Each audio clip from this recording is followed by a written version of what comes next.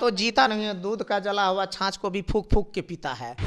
प्रवक्ता जी जो इस तरह की घटिया और मर्यादित बयानबाजी करते रहते हैं कि नीरज जैसे प्रवक्ता जो अमर्यादित अव्यवहारिक, जिसको न सामाजिक न संस्कार का ज्ञान है, न समाज का ज्ञान है, न मर्यादा का ख्याल है, कुछ बोलते हैं रहते हैं। उनको लगता है कि हम जो बोलें अलोल जुलूल बोलेंगे तो लोग मुझे देखेगा और लोग कहेगा बड़का प्रवक्ता बन गए हैं।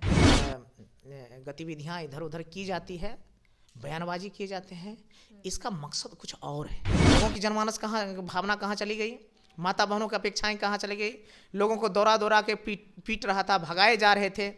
हम लोग ने लालू यादव जी के विचारधारा पे चुनाव लड़के आए हैं, बाबा साहब अम्बेडकर के संविधान पे चुनाव लड़के आए हैं, गरीब गुरुओं के आवाज बन के चुनाव। राबड़ी देवी के सरकारी आवास में तहखाना। नमस्कार, मही न्यूज देख रहे हैं आप, मैं संजना आपके साथ। जदयू एमएलसी नीरज कुमार ने राबड़ी देवी के आवास पर आरोप लगाया है। उन्होंने कहा है कि इस ये आवास जब खाली होगा तो इसकी जांच होनी चाहिए। यहाँ तहखाना मिलेगा, कागजात मिलेंगे, साथ साथ ज्वेलरी भी बहुत सारे मिलेंगे। बातचीत करेंगे तमाम मामलों पे। ऐसे लगातार आरोप लगाया जा रहा है कि नेता प्रतिपक्ष तेजस्वी यादव भी पटना में नहीं है। कहाँ है तेजस्वी यादव? एनडीए लगातार खोज कर रही है।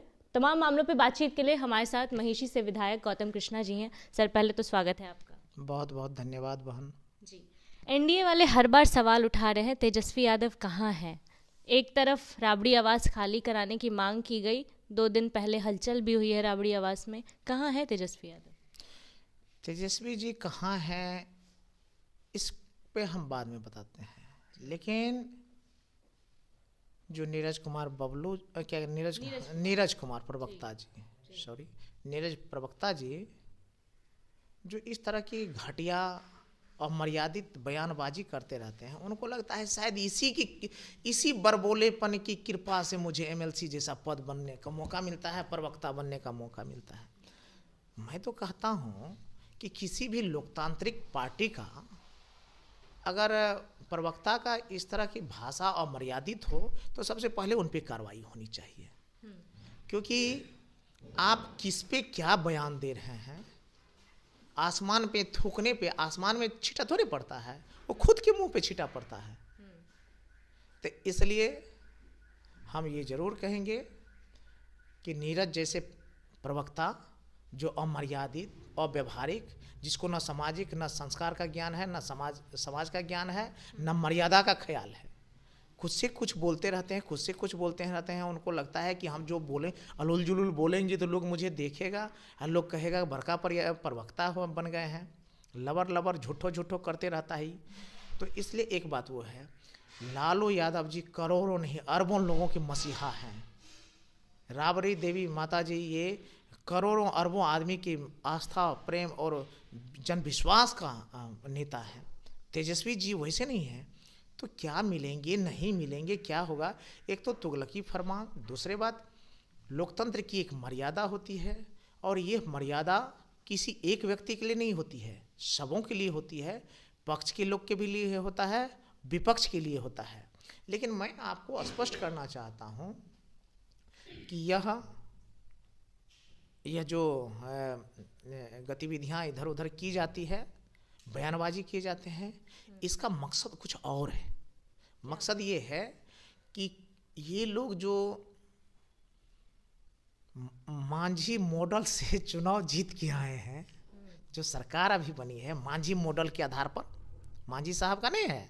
मांझी साहब ने तो स्पष्ट कर दिया है कि सरकार कैसे बनी है, लोगों को कैसे जिताया जाता है, हारे हुए प्रत्याशी को कैसे जिताया जाता है, कैसे डीएम को मैनेज किया जाता है। तो बोल रहे हैं कि मेरे बयान को तोड़ मरोड़ के पेश कर दिया। तो ये पेश किया है, तो इसका जवाब तब आप लोगों को देना होगा, मीडिया के साथियों को देना होगा।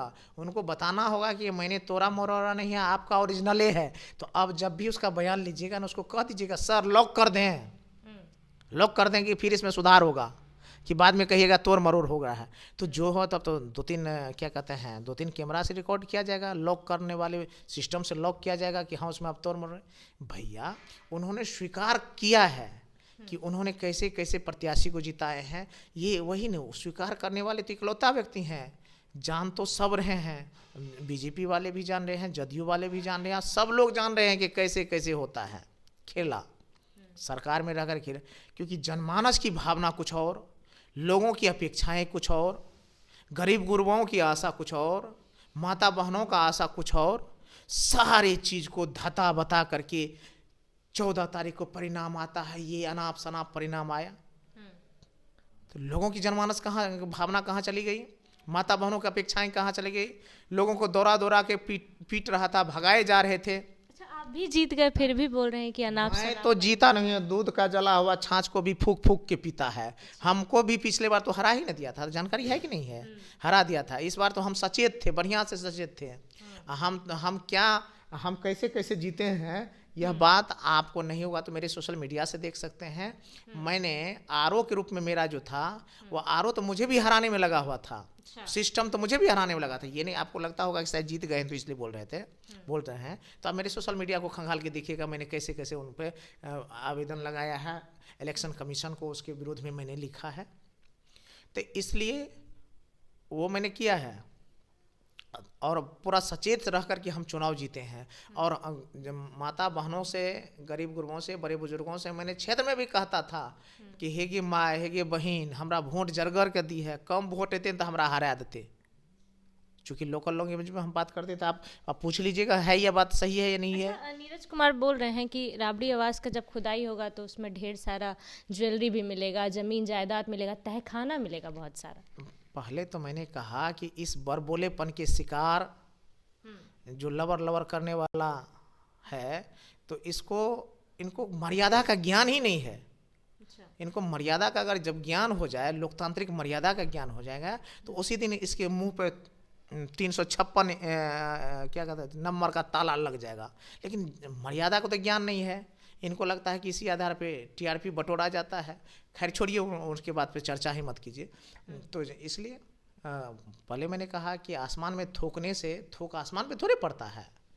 लालू जी, राबड़ी देवी जी और तेजस्वी जी पे कुछ भी बोलने से पहले लोगों को 3 बार सोचना पड़ेगा कि ये लोग जनमानस के लीडर हैं, ये कोई समीकरण के लीडर थोड़े हैं। इसलिए चलिए, उन लोगों का अपना है, क्योंकि मर्यादा विहीनता होकर के लोकतंत्र को चुरा करके हैं और तनाशाही करके ही लोग सत्ता में बने हुए हैं। एक और दावा कर रहे हैं कि खरमास के बाद राजद टूटने वाली है। 17-18 विधायक जदयू के संपर्क में। कहाँ से न्यूज मिला आपको? जदयू के वही नीरज कुमार खुद कह रहे थे। तो हम तो कहे थे कि नीरज जी मेरे संपर्क में हैं, नीरज जी को हम सदस्यता देंगे राजद में। हाँ बिल्कुल, राजद में कुछ दिन के बाद उनको सदस्यता दिया जाएगा। देखिएगा, राजद कार्यालय के आगे में बैठ करके वो हमारे पक्ष में बात को रखेंगे। अच्छा, ठीक। तो तेजस्वी जी के खिलाफ रहे हैं हर बार। खिलाफ रहेंगे, उनको हम सदस्यता देने वाले हैं। वो मेरे संपर्क में और पूरी पार्टी हमारी संपर्क में है। तो कुछ भी बोल देने से अगर बात में सत्यता हो जाए तो अलग बात है। कोई टूट नहीं है राजद। क्यों टूटेगा? क्योंकि किसी के हम लोग कोनो क्या कहते हैं मांझी जी के मॉडल से चुनाव जीत के आए हैं। हम लोग ने लालू यादव जी के विचारधारा पे चुनाव लड़ के आए हैं, बाबा साहब अम्बेडकर के संविधान पे चुनाव लड़ के आए हैं, गरीब गुरुओं के आवाज़ बन के चुनाव लड़ के आए हैं। तो हम लोग क्यों टूटेंगे भाई? आज जो उस मॉडल से चुनाव जीत के आते हैं उनको डर होता है इधर हो जाएंगे उधर हो जाएंगे। बार बार मांझी जी का जिक्र कर रहे हैं तो एक सवाल आ रहा है। मांझी जी अपने बेटे को चेतावनी दे रहे थे कि राज्यसभा का सीट नहीं मिलेगा तो मंत्री पद का मोह त्याग दो। लग रहा है कि राज्यसभा की सीट के लिए सब। मांझी जी बहुत बड़े सौदागर हैं। इन लोगों का काम ही है इधर का सौदा उधर का सौदा करते रहना। तो अपना सौदा अपना तैयार कर रहे हैं कि किस तरह से सौदा करना है। भैया डरा धमका करके काम करो, नहीं तो फिर हम इधर से उधर जाएंगे, उधर से उधर जाएंगे। तो यही तो है सौदेबाजी का। लोकतंत्र अब बचा कहाँ है?